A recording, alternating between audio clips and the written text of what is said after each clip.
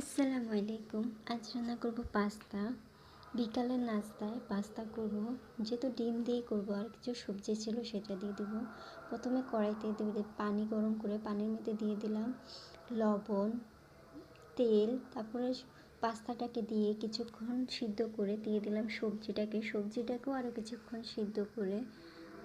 সবজি আর পাস্তা একসাথে সিদ্ধ হয়ে গেছে। তারপরে দিয়ে দিলাম কড়াইয়ের ভিতরে তেল দিয়ে, যেহেতু আমার পেঁয়াজটা দিতে আগে মনে ছিল না, রসুন দিতে মনে ছিল না, তাই ডিমটা দিয়ে দিলাম। ডিমটা দিয়ে কিছুক্ষণ নেড়ে দিয়ে দিলাম কিছুটা সস দিয়ে দিলাম টমেটো কেচাপ, দিলাম চিলি সস, তারপর দেবো সয়া সস দিয়ে ভালো করে এটাকে মিক্স করে নেব। মিক্স করে নিয়ে, যেহেতু সবজিটা আলাদা করে সিদ্ধ করা না, সবজিটা সিদ্ধ করা পাস্তার সাথে সিদ্ধ করে নেওয়া পাস্তার সাথেই, তাই আলাদা করে বয়েল করার কোনো দরকার নেই।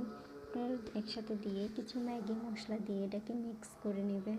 দিয়ে আর একটু টমেটো কেচাপ দিয়ে দেবেন। দিয়ে দিলে এটা খেতে আরও বেশি টেস্টি হয়।